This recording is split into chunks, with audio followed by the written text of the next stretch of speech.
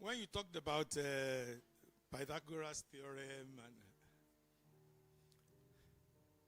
well, many people talk Pythagoras theorem, probably don't even know what it means. There is a ratio 3, 4, 5. 3, 4, and 5. If you square 3, you'll get 9. If you square 4, you'll get 16. If you square 5, you'll get 25. If you add the square of 3 to the square of 4, you will get the square of 25. Do you get that?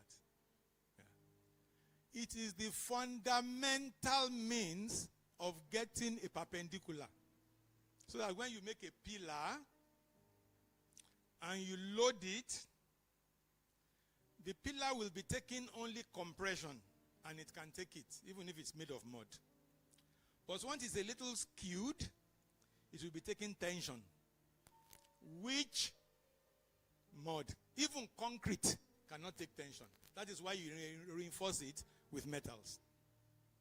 So once it is a little skewed, you load it, it will break. But if it is perpendicular, it will carry the weight. And that is the meaning of Pythagoras theorem. That in the simplest way. That's what it means, Pythagoras theorem.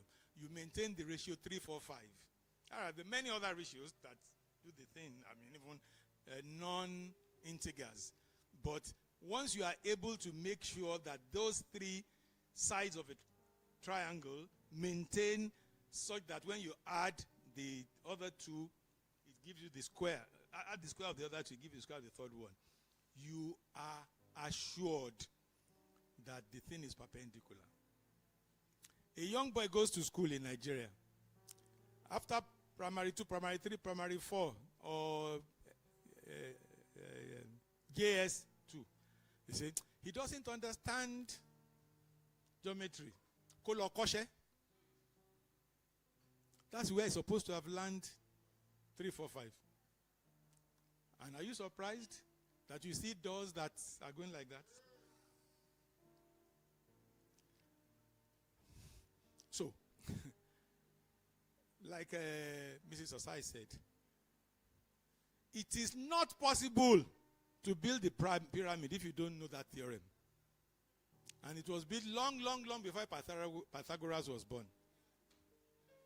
So you have Pythagoras theorem, Boyle's law, Charles' law, and on and on and on.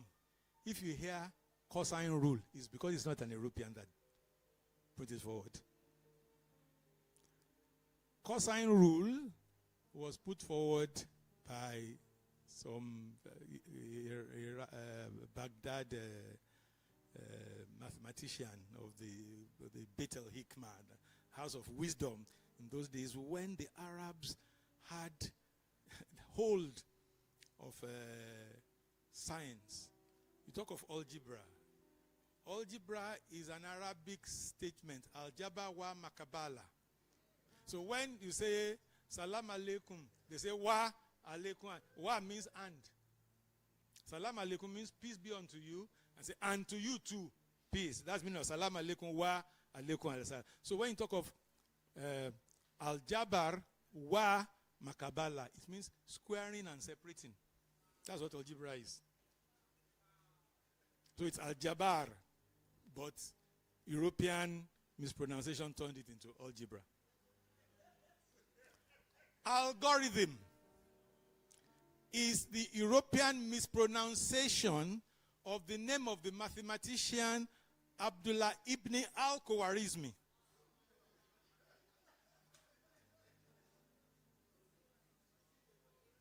Who posited that you can solve a problem by breaking down into little finite steps, and if you are able to break it down into little final steps, you are guaranteed to get a solution or come with a result that no, the answer to this problem does not exist because the steps are finite.